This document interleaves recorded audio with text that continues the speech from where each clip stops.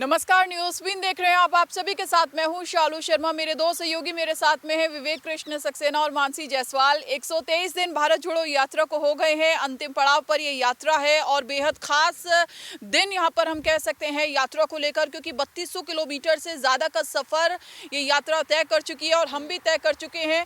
तमाम उतार चढ़ाव हमने यात्रा के दौरान देखे और चुनौतियां भी। जिस तरीके से कांग्रेस पार्टी के लिए भारत जोड़ो यात्री जो उनके लिए थी, वही हमारे लिए भी थी। बिल्कुल शालू, मैं ये कहना चाहूँगा राहुल गांधी ने शुरुआत जिस सवाल के साथ की थी उस सवाल का अंत होने जा रहा है। सवाल ये था कि क्या राहुल गांधी इस यात्रा को पूरा कर पाएंगे, और उस सवाल का अंत राहुल गांधी ने दिया है कि उन्होंने 3570 किलोमीटर की यात्रा कवर की है, पैदल मार्च। कोई गाड़ी नहीं, कोई वैसा नहीं, मतलब पैदल मार्च, पद यात्रा। कल जयराम रमेश भी यही बोल रहे थे कि इसको नाम देना चाहिए था भारत जोड़ो पद यात्रा, यात्रा नहीं। ये एक बड़ी चीज़ है। आप देख लीजिए अंतिम पड़ाव में है, लेकिन एनर्जी का लेवल राहुल गांधी का बिल्कुल वही है। सेम डे पे जो आज का दिन हम लोगों ने कवर किया, आज जो दिन देखा हमने राहुल गांधी को और जो हमने पहले दिन देखा था, मेरे को सिर्फ उनके चेहरे में बदलाव नज़र आया। उनकी दाढ़ी बढ़ गई है, रंग थोड़ा सा काला पड़ गया है, लेकिन ऊर्जा में कोई बदलाव नहीं है। ऊर्जा में कोई बदलाव नहीं है। जोश जैसा पहले था उससे ज़्यादा हाई मेरे को इस यात्रा के दौरान राहुल गांधी का लग भी रहा है। बिल्कुल, आज जब प्रेस कॉन्फ्रेंस जब राहुल गांधी कर रहे थे तो उसी जोश और जुनून के साथ कर रहे थे जैसा डे 1 पे उन्होंने शुरुआत की थी पदयात्रा की, वैसे वो लग रहे थे। और जैसे कि हम लोग जिक्र भी कर रहे थे कि 3570 किलोमीटर की यात्रा है और 3200 किलोमीटर से ज़्यादा का सफ़र ये यात्रा तय कर चुकी है। लेकिन जितने भी तमाम भारत यात्री हैं उनकी भी जिक्र करना यहाँ बहुत ज़रूरी हो जाता है, क्योंकि वो शुरुआत से इस यात्रा में चल रहे हैं और बिल्कुल थकान नहीं हो रही है उनको। और ये बहुत महत्वपूर्ण बात है कि जिन मुद्दों को लेकर के भारत जोड़ो यात्रा निकाली जा रही है उसका जिक्र भी आज प्रेस कॉन्फ्रेंस में राहुल गांधी ने किया कि बेरोजगारी है, महंगाई है, तमाम मुद्दे हैं। और बीजेपी आरएसएस पर पहले दिन से राहुल गांधी जो है वो वार कर रहे हैं। राहुल गांधी तमाम मुद्दों पर लोगों से बातचीत कर रहे हैं और ये जानने की कोशिश कर रहे हैं कि लोगों की समस्याएं क्या हैं।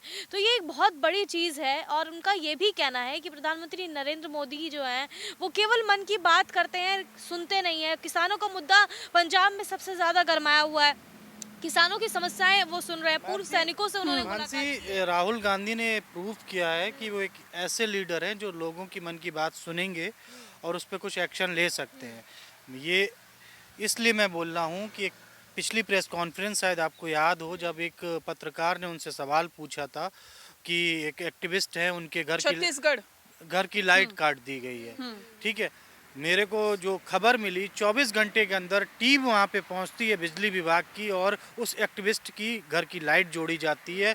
उसको ताउम्र फ्री लाइट का शायद कुछ ऐसा वादा भी किया गया, क्योंकि उनका ये कहना था कि उनके पास पैसे नहीं है देने को, उनको पास पैसे नहीं है, लाइट का आप काट दीजिए तो काट दीजिए। तो वो सवाल उठा था प्रेस कॉन्फ्रेंस में और वो चीज़ राहुल गांधी ने पूरी की। एक छोटी सी और चीज़ मैं यहाँ पे वो 3 बच्चियों का जिक्र करना चाहूँगा जिन्होंने वो प्लेन में कुछ उड़ने की बात कही थी कि वो उनका सपना था।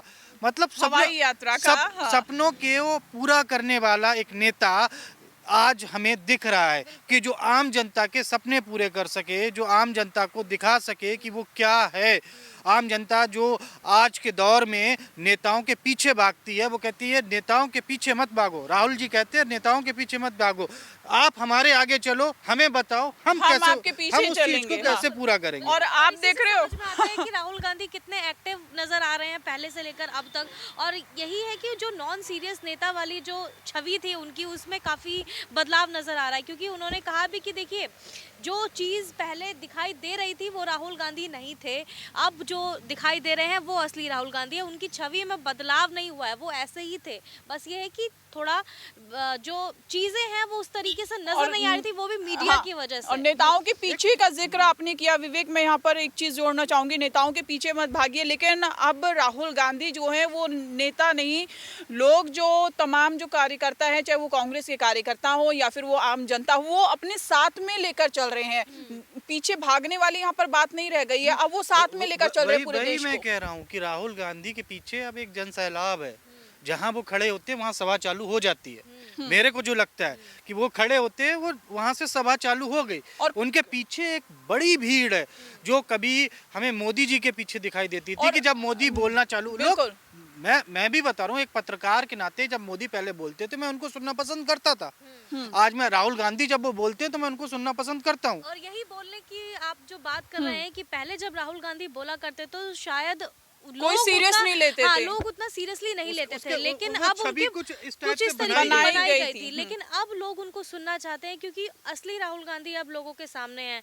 मैं कहूंगी कि जिस तरीके से वो लोगों से संवाद कर रहे हैं, मुझे नहीं लगता कि कोई पॉलिटिकल लीडर इस तरीके से आसानी से कनेक्ट कर पाता है लोगों को। जैसे कि हमने पहले भी बात की कि लोगों को जिस तरीके से वो गले लगा लेते हैं, और खास तौर पर महिलाएं हैं, गले लगाने का जिक्र किया मानसी।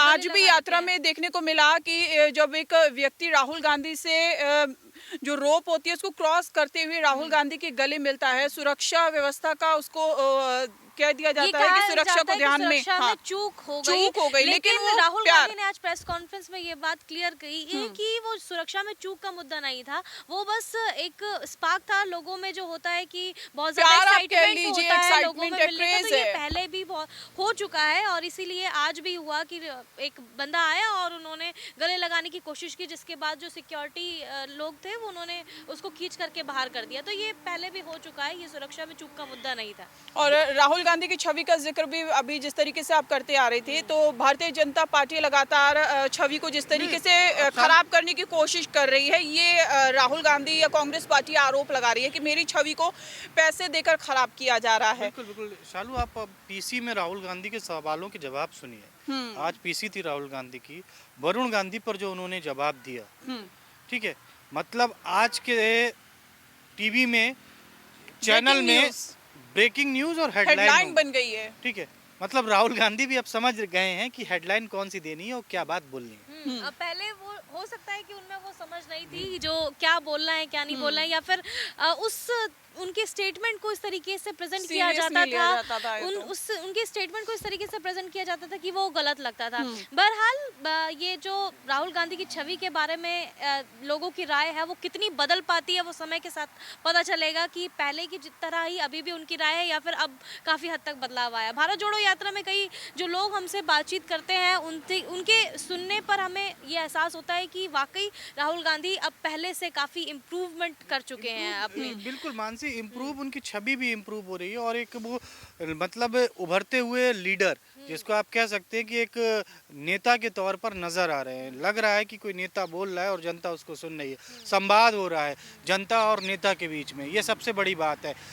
बहुत ही कम नेता ऐसे हैं जो खुले मंच से लोगों को चुनौती दे पाए, लेकिन राहुल गांधी खुले मंच से चुनौती दे रहे हैं। चाहे वो आरएसएस का मुद्दा हो, आरएसएस को चुनौती दे रहे हैं। आरएसएस पे उन्होंने कई बयान दिए हैं, आरएसएस को सीधी चुनौती दे रहे हैं। चाहे वो महंगाई की बात हो, चाहे बेरोजगारी की बात हो, चाहे देश में फैली नफरत की बात हो, जो कांग्रेस का कहना है, ये तीन मुद्दे जो कांग्रेस काफ़ी बढ़ा के मतलब एक तरीके से इसको पूरा नैरेटिव सेट कर रही है कि इन तीन मुद्दों पर ही होने अगला चुनाव हो, 2024 का जो चुनाव हो। कोई दो राय नहीं है कि 2024 का लोकसभा चुनाव जब होगा तो इन्हीं मुद्दों पर होगा, और हो सकता है कि कांग्रेस के फेवर में कई लोग उतरे भी, और जो हम भारत जोड़ो यात्रा में देख भी रहे हैं। बहरहाल आप इस मामले पर क्या सोचते हैं हमें कमेंट करके जरूर बताएं। इसके अलावा देश और दुनिया की तमाम बड़ी खबरों के लिए हमारे चैनल को सब्सक्राइब करना ना भूलें और इसी तरीके से हमें प्यार देते रहिए। नमस्कार।